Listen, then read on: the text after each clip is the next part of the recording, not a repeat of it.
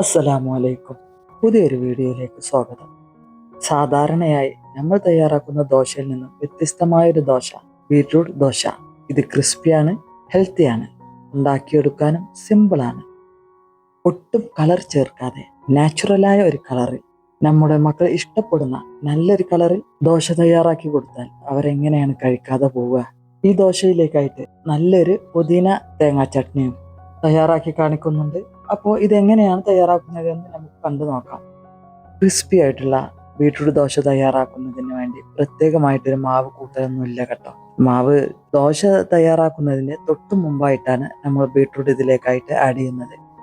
അപ്പോൾ ഇതെങ്ങനെയെന്ന് കണ്ടു നോക്കാം. ആദ്യമായിട്ട് നമ്മൾ തയ്യാറാക്കുന്നത് മിൻറ്റ് ചട്നിയാണ്. അപ്പോൾ ചട്നി തയ്യാറാക്കുന്നതിന് വേണ്ടിയിട്ട് ഒരു പാനിലേക്ക് അല്പം ഓയിൽ ഒഴിച്ചു കൊടുക്കുക.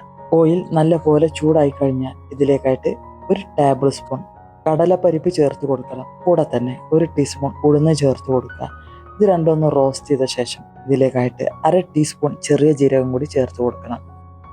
ശേഷം ഇതിലേക്കായിട്ട് ഒരു കഷ്ണം ഇഞ്ചി, 4 വെളുത്തുള്ളി അല്ലി ഇതും ചേർത്ത് ഒന്ന് വഴറ്റി കൊടുക്കുക. പിന്നെ 3-4 പച്ചമുളക് എരിവിനാവശ്യമായത്. ഇനി പുതിനയില ചേർക്കാം. ഇതും ചേർത്ത് 1 മിനിറ്റ് നേരം ഒന്നും കൂടി വഴറ്റി കൊടുക്കുക. 1 കപ്പ് ഫ്രഷ് തേങ്ങ ചെരുവേതും കൂടി ചേർത്ത് കൊടുക്കുക. ഇതൊന്ന് റോസ്റ്റ് ചെയ്തെടുക്കുക. ഇതിലേക്കായിട്ട് 1/4 കപ്പ് പൊട്ടുകടല ചേർത്ത് കൊടുക്കണം. തേങ്ങ വറുത്തെടുക്കുന്ന സമയത്ത് തേങ്ങയുടെ നിറം ഒന്നും മാറിപ്പോകണ്ട കേട്ടോ. തേങ്ങയിലെ വെള്ളത്തിന്റെ അംശം ഒന്ന് വറ്റി കിട്ടിയാൽ മതി. ഒന്ന് റോസ്റ്റ് ചെയ്തെടുത്തതിന് ശേഷം ഫ്ലെയിം ഓഫ് ചെയ്ത് ഇത് മാറ്റി വെക്കുക. ചൂടാറുന്നതിന് വേണ്ടിയിട്ട് ഒരു പാത്രത്തിലേക്ക് ഇട്ട് കൊടുക്കുക. ഒന്ന് പരത്തി കൊടുക്കുക. എന്നാൽ പെട്ടെന്ന് ചൂടാറിക്കോളും. ഇനി ദോശ തയ്യാറാക്കാം. അതിനായിട്ട് മിക്സിയുടെ ജാറിലേക്ക് ചെറിയൊരു ബീട്രൂട്ട് തൊലി കളഞ്ഞ് കഷ്ണങ്ങളാക്കിയത്, 1 കഷ്ണം ഇഞ്ചി, 2 പച്ചമുളക്, 1/4 ടീസ്പൂൺ ചെറിയ ജീരകം ഇതൊന്ന് ക്രഷ് ചെയ്തെടുക്കുക. ശേഷം ഇതിലേക്ക് അല്പം വെള്ളം ഒഴിച്ച് നല്ലപോലെ ഒന്ന് അരച്ചെടുക്കുക. നല്ലപോലെ അരച്ചെടുക്കുക എന്ന് പറഞ്ഞാൽ നല്ല ഫൈൻ പേസ്റ്റായി കിട്ടണം കേട്ടോ. ഫൈൻ പേസ്റ്റായി മാറിയിട്ടുണ്ടെങ്കിൽ ഇതൊരു പാത്രത്തിലേക്കായിട്ട് ഒഴിച്ചു കൊടുക്കുക. ശേഷം ഇതിൽ നിന്ന് കുറേശ്ശെ എടുത്ത് സാധാരണ ഉണ്ടാക്കുന്ന ദോശമാവുണ്ടല്ലോ, ആ മാവിലേക്കായിട്ട് കുറേശ്ശെ ഒഴിച്ച് മിക്സ് ചെയ്തെടുക്കുക. കുറേശ്ശെയായി ചേർത്ത് കൊടുക്കുന്നതിന്റെ കാരണം, ഒന്ന്, നമ്മൾ ബീട്രൂട്ട് അരച്ചെടുത്ത സമയത്ത് ബീട്രൂട്ടിലേക്ക് വെള്ളം ഒഴിച്ചാണ് അരച്ചെടുത്തിട്ടുള്ളത്. അതുകൊണ്ട് തന്നെ മാവിൽ വെള്ളം ഏറി കഴിഞ്ഞാൽ മാവിന്റെ കൺസിസ്റ്റൻസിക്ക് മാറ്റം വരും. അപ്പോൾ പിന്നെ ശരിയായ ദോശ നമുക്ക് ചുട്ടെടുക്കാൻ കഴിയില്ല. അപ്പോൾ അതൊക്കെ നോക്കി കുറേശ്ശെയായിട്ട് ഒഴിച്ചു കൊടുത്ത് മിക്സ് ചെയ്തെടുക്കുക. നല്ലപോലെ മിക്സ് ആയി കഴിഞ്ഞാൽ ഇതൊരു സൈഡിലേക്കായിട്ട് മാറ്റി വെക്കുക. നമുക്കിനി ചട്നിയിലേക്കുള്ള തേങ്ങ അരച്ചെടുക്കാം. ബീട്രൂട്ട് അരച്ചെടുത്ത് മിക്സ് ചെയ്ത സമയം കൊണ്ട് തന്നെ തേങ്ങയുടെ ചൂടൊക്കെ നല്ലപോലെ പോയിട്ടുണ്ട് കേട്ടോ. നന്നായി ചൂടാറിയതിന് ശേഷം ഇത് മിക്സിയുടെ ജാറിലേക്കായിട്ട് ചേർത്ത് കൊടുക്കുക. കൂടെ തന്നെ ഈ ചട്നിക്ക് ആവശ്യമായ ഉപ്പും കൂടെ ചേർത്ത് കൊടുക്കാം. 1 കുരു പുളി, ഈ പുളി ഞാൻ വെള്ളത്തിലിട്ടൊന്ന് സോക്ക് ചെയ്തെടുത്തതാണ്. ആ സോക്ക് ചെയ്ത പുളി ഞാൻ ഇതിലേക്കായിട്ട് ചേർത്ത് കൊടുക്കുന്നുണ്ട്. ഈ തേങ്ങ അരച്ചെടുക്കാൻ ആവശ്യമായ വെള്ളവും ചേർത്ത് ഇത് നല്ലപോലെ തന്നെ ഒന്ന് അരച്ചെടുക്കുക. പെട്ടെന്ന് അരഞ്ഞു കിട്ടില്ല, കാരണം ഇതിൽ കടലപ്പരിപ്പൊക്കെ ചേർത്ത് കൊടുത്തതല്ലേ. അതുകൊണ്ട് തന്നെ 1-2 തവണയായിട്ട് പൾസ് ചെയ്ത് അരച്ചെടുക്കുക. ഇനി ഒരു പാനിലേക്കായിട്ട് കുറച്ച് ഓയിൽ ഒഴിച്ചു കൊടുക്കുക. കടുകും ഉഴുന്നിട്ടതൊന്ന് പൊട്ടിച്ചെടുക്കുക. ഇതിലേക്കായിട്ട് കുറച്ച് കറിവേപ്പില, 2 വറ്റൽമുളകും ചേർത്തിട്ട് ഇതും കൂടി ഒന്ന് പൊട്ടിച്ചെടുത്ത് കഴിഞ്ഞാൽ ഈ കൂട്ട് നമ്മൾ അരച്ചെടുത്ത മിക്സ് ഉണ്ടല്ലോ ഇതിലേക്കായിട്ട് ഒഴിച്ചു കൊടുക്കാം. പക്ഷെ ഞാൻ ഇവിടെ ചെയ്യുന്നത് ഈ അരച്ചെടുത്ത മിക്സ് ചട്ടിയിലേക്കായിട്ട് ഒഴിച്ചു കൊടുക്കുക. തിരിച്ചിങ്ങടാണ് ഒഴിച്ചു കൊടുക്കുന്നത്. നല്ലപോലെ ഒന്ന് ഇളക്കി യോജിപ്പിക്കുക. നല്ല തിക്കായിട്ടാണ് ഉണ്ടാവുക. ഒന്ന് ലൂസായി കിട്ടണമെന്നുണ്ടെങ്കിൽ മിക്സിയുടെ ജാറിൽ അല്പം വെള്ളം ഒഴിച്ചൊന്ന് ചുറ്റിച്ചെടുക്കുക.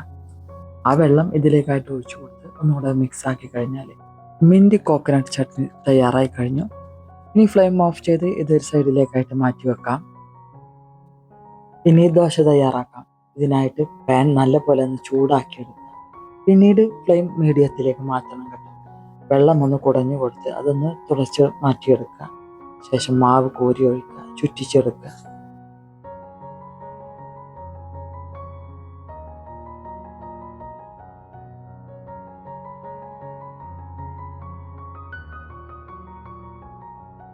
മാവിന്റെ മുകളിൽ വെള്ളമയം ഉണ്ടല്ലോ അതൊന്ന് പോയി കഴിഞ്ഞാൽ ഇതിന്റെ മുകളിലായിട്ട് 1/2 ടീസ്പൂൺ നെയ്യൊന്ന് ഇറ്റിച്ചു കൊടുക്കുക.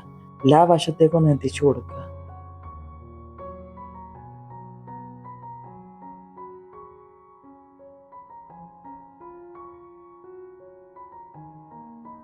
ദോശയുടെ അരികു വശം ചട്ടിയിൽ നിന്നും വിട്ടുനിന്നാൽ നമുക്കിതൊന്ന് മറിച്ചിടാം. കുറഞ്ഞൊരു സമയം, അത് കഴിഞ്ഞാൽ ദോശ എടുത്ത് മാറ്റാം.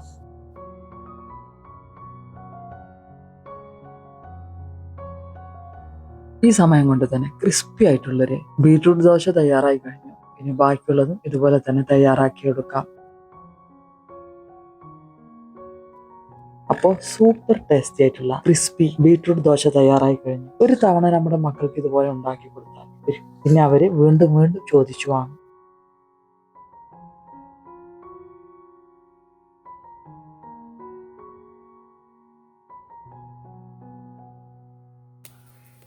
അപ്പോൾ നിങ്ങൾക്ക് ഈ വീഡിയോ ഉപകാരപ്പെടുമെന്ന് തോന്നിയാൽ മറ്റുള്ളവരിലേക്ക് ഷെയർ ചെയ്ത് കൊടുക്കുക. ഇഷ്ടമായ ലൈക്ക് ചെയ്യുക, സബ്സ്ക്രൈബ് ചെയ്യുക. ഇൻഷാ അല്ലാഹ് മറ്റൊരു വീഡിയോയുമായി വരുന്നവരെ ബൈ. അസ്സലാമു അലൈക്കും.